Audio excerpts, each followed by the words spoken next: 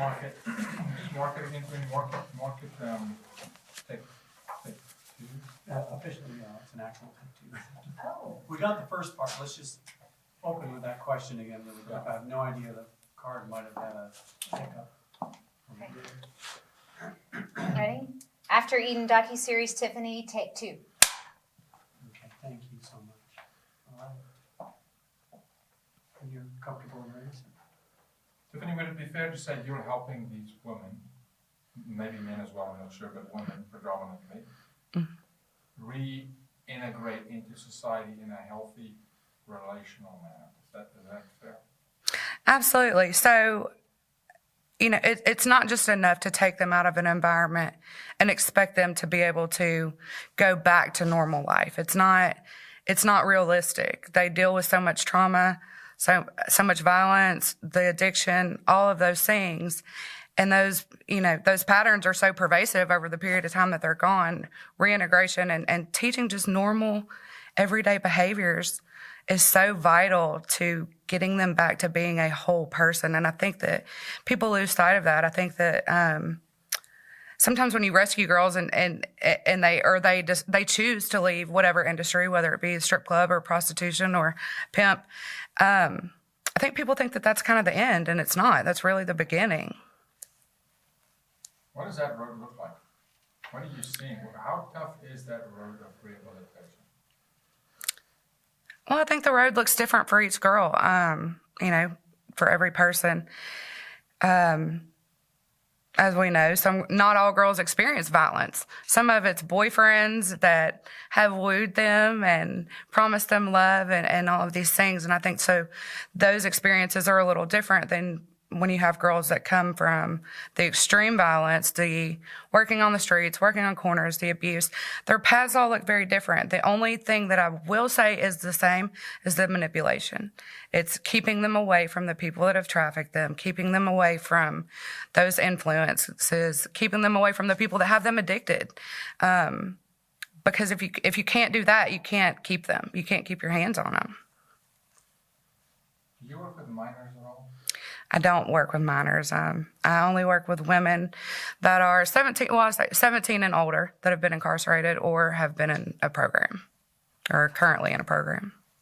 What is one of the most difficult challenges you face? Building rapport.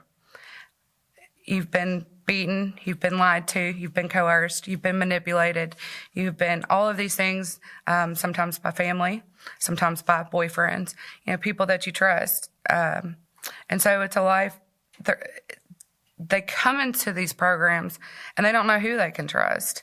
They don't trust the authorities arrest them, they get records. So it's very, very difficult to build that honest, trusting relationship with them. They're not always convinced that you're there to help them, or that your heart is, you're not trying to get anything out of them, that you're not trying to get anything back, because everybody else wants something from them. Yeah, it's always been conditional. It's always conditional love.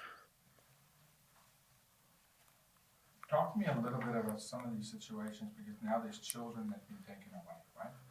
So Yeah. CPS is involved, and foster care is probably Yeah. Can you talk a little bit into CPS? Good, bad, the ugly, foster care, So previously, actually, I was a case manager for the Department of Children and Family Services. So a lot of them, some of them are fortunate enough that their family has stepped up, taking care of their children. Most of them are in foster care. So not only are they having to try to get the rehabilitation just to live in a civil environment, they're also facing court charges. They have some of them may have to go to drug court. It's very, very demanding for them. Of course, for DCFS, the goal is always to reunite families. Sometimes that's not always the case, though. A lot of these girls still have very unhealthy partners, people in their lives, and that makes it really difficult for them to be able to focus on their children and be able to get them back in the home. Let me ask you a question that may or may not be in your wheelhouse. Okay. but I just have a feeling that if you've got so much experience, you're gonna know. When a girl, some of these girls you meet at 23, they started at 15, 16. Yes. So when a girl gets introduced, pulled into, coerced, kidnapped, or just Romeo effect, and she's in the situation, do you see that emotional growth is stunted with these girls when you meet them later in life? Absolutely. Hold on a plane. I'd say playing is misguided, because that's a twin turbo. You shouldn't tell There me. you go. He's trying to get left field from the wrong direction. Yep, absolutely. Okay, All right, sorry. we're clear. Go. I'm sorry, repeat your question. Do you find that these women, when you meet them, that were Oh. pulled in earlier, that there's an emotional growth stops at some point? It's a coping mechanism. Do you find that? I mean, that there's she's 23, but she's not behaving like a 23-year-old. She's behaving like a 16-year-old. Her cognitive decision-making process is not that of a 23-year-old. You know? Do you find that ever? Absolutely. I think, well, we know that the sex industry and addiction go hand in hand. And it's the same for addicts as well. You have someone who starts using drugs at a very early age, it generally does stunt or greatly inhibit any sort of emotional growth, mental growth, self-awareness, any of those things. So, self-awareness is a big one. A lot of the girls do not have any sort of self-awareness at all. And so, as you know, you have to be able to develop that to be able to grow. And that's not something that's fostered in an environment, you know, strip clubs, the streets, any of those things. So, How did you get involved in this fight? I got involved with sex trafficking about 6 or 7 years ago. I was an undergraduate student and taking several classes in deviant behavior, and very much became interested in trauma victims, but also violent offenders. So I did a lot of research in undergrad. I started volunteering, started doing internships, different places, and I just knew, you can't work with these girls one time and walk away and not feel that call. Or at least I don't think you can. Tell me a little bit about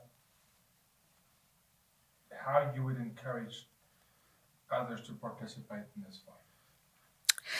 So I think that's honestly the biggest thing. You know, the thing that I hear most from people, and it blows my mind, women that are my age with teenage daughters, and they go, does that really happen here?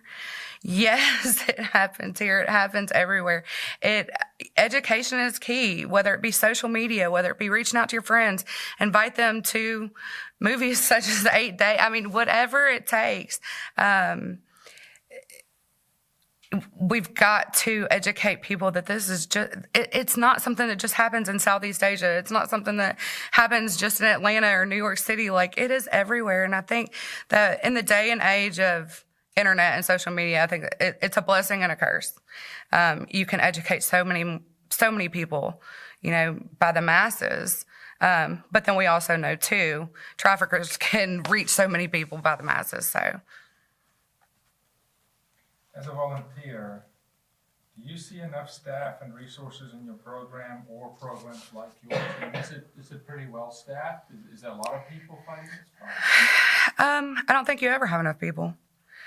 I don't think that you can ever have enough programs, enough one-on-one time, enough people to really, really do the work that needs to be done. I think that we do the best we can. And you know, if you help one girl, if you rescue one girl, then it's all worth it. But there's so many more. So I don't ever think that there's ever enough resources. There's never enough beds places. There's never enough counselors. There's never enough teachers to really meet that demand. Let's talk about beds for a minute. Okay. in your state? And then maybe if you have a perspective of nationwide, but do you know how many beds there are in your state for actual care, longer term care for these women? I don't know how many there are in the state. I do know that they are very hard to come by. Some organizations that I've worked with that have had to reach out to safe houses in other states to transfer girls to because there's just nowhere to send them. There's not, and I think even in mental health, there's not the awareness, there's not the training, there's not the resources that need to be readily available at that moment when a girl makes that decision or is rescued. Let's talk a little bit about some of the resources. Mental health, maybe school assistance for a GED, healthcare. Healthcare. Yeah. Take us through some of these things. Just take a base case. Okay. The worst, not the easiest, just an average of what are some of the support mechanisms that they need. Because I think if people hear it from you, people know, well, those things cost money. And Right. Then you start adding, well, wait a second. Because I know, safe homes, anything $3,000, $4,000 a month, right? The public does not know. So maybe if you list some of these, hey, they don't just need,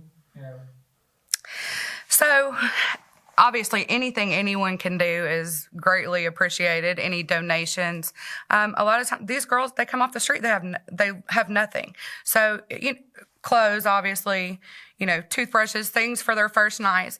But I think people don't stop and realize the cost of a psychiatrist, because the mental health issues, the medication management, where do the medicines come from? Who pays for the medication?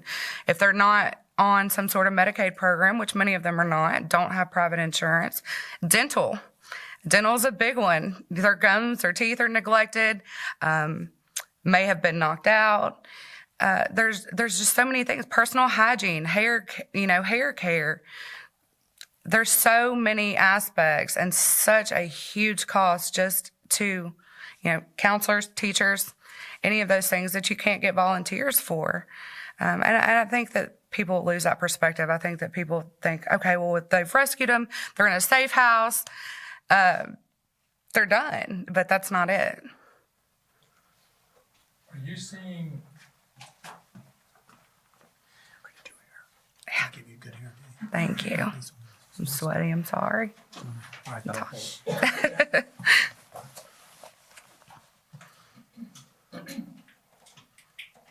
are you seeing volunteer groups going to schools at all?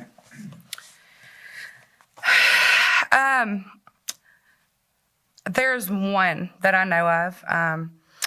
One that I know of, she's a really great speaker. She will go if she's requested. I don't know of a lot of organizations that go into the schools and local high schools, which is where we really need the focus to be. We're not generally recruiting 30-year-old women. It's young, vulnerable girls. So I think that that's really where the focus needs to start, is in high school, middle school even. So a volunteer base is needed, maybe stay-at-home moms, soccer moms, just activate them. Activate. I'd love to see that happen more. What would success to you look like in this fight? What would success look like to me? I think for me, success would be statistically and a proven empirical facts of decreased demand. You can rescue a lot of girls. You can close down strip clubs. You can do those things.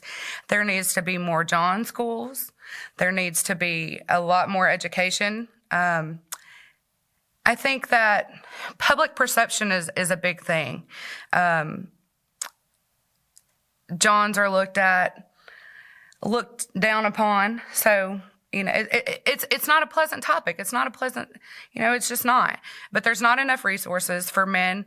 They may not be sex offenders. They may not be pedophiles. They may be, upstanding citizens, and they need the resources and the education to, for them to be able to understand really what that decision they made, how that impacts other people in the long term. Way off the cuff question, maybe a huge curveball for you. Okay. Not in your bio. Have you at any point in your life felt threatened or being a victim of abuse in any form? So I did. I grew up in an abusive household until I was about 12, where I went through the foster care system. I lived with my grandparents after that, but I was still in the system as a ward of the state. And I took on a lot of those patterns that I learned as a child into adulthood and entered into several more abusive relationships, whether it be physical or sexual or however it may be. I think and I had a history of addiction. I've been clean for 11 years. And I think all those things played a part. They all played a role together. They all intertwined together. Thankfully, by God's grace, He had another plan for my life. So, And that is a big reason also it gives you a deeper understanding of what these women are going through. it does. Yeah.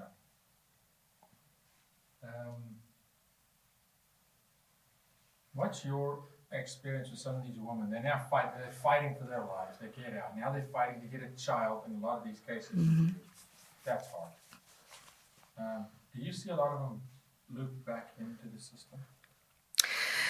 So, unfortunately, you have so many factors at play. Like I say, you have the manipulation from boyfriends. You have the threat of violence from pimps. You have the addiction aspect of it. So many of these girls are drug addicted when they come in. And so they're fighting battles that most of us will never, ever understand. You're fighting trauma. Just think of an addict that's not experienced the sexual abuse or the trauma, and how difficult it is for them to become sober or become clean. And so you add all these things together, and it's so easy for me on my end to understand how and why they go back. I think people that don't have a lot of education go, well, it's a choice. They chose to go back. Yeah, they didn't choose. Nobody chooses that life. You just don't. You don't say, you know what? I think I want to go back to using drugs and be abused on a daily basis. You just don't do that. It's out of fear. It's out of necessity. There's a lot of reasons why they do tend to loop back around. I think that's a huge misconception, by the way.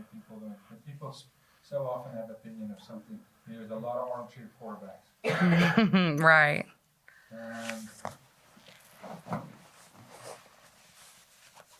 Do you think there's a solution to this thing? I don't think that there is one solution. There's so many different aspects and wheels and different things that play a part. Like I said, until we can drive down demand, there's not a solution. It's starting with Johns. You think about there's just so many different things. You have the southern border crisis. How many women and children are being trafficked out of desperation? Low socioeconomic households, abuse. Until we can fix all of those things, there's not a single answer to ending trafficking. List a couple things that you think drive demand, because I agree with you 100%. Supply meets demand. It's demand driven. And demand is getting a free pass at the moment. So, I think that, like I say, I think that men that frequent strip clubs, and call them what you want, I think a lot of that is lack of education.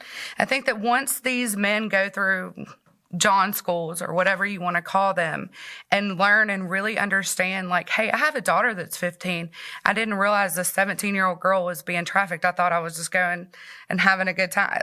I think they just don't think that far in advance into it. And then, of course, you have traffickers. Our punishments and our laws are not near tough enough to want to deter them for the money that can be made. The girls generally end up with the charges, and the men end up with the money and satisfaction. And it's just, it's completely backwards. Pornography? Pornography. I think so many adolescent boys need, I think that's, again, one of those things where volunteers need to go in schools, not elementary, middle schools, high schools, educate boys. It's not, you know what, this boy may be able to turn something, pornography on the internet one time and be fine. This boy may not. This may be a lifelong addiction and hurting other people just from that one time. And I just think it's all a lack of education.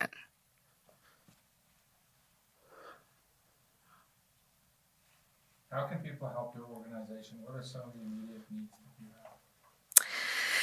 have? Well, since I'm not with a single organization at the time, there's always things people can do.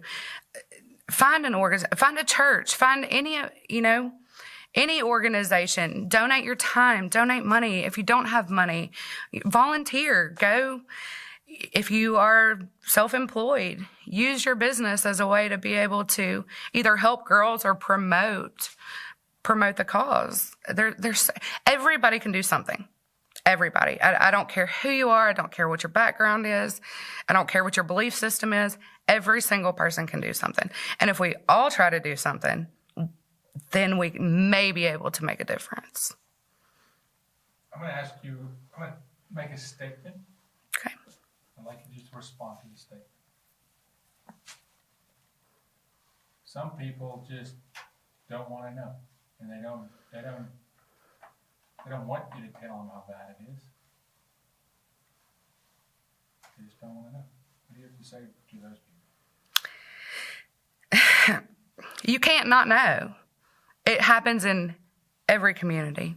I don't care how affluent your community is. I don't care how deprived your community is. You have to know. And I think sometimes for the people that don't want to know,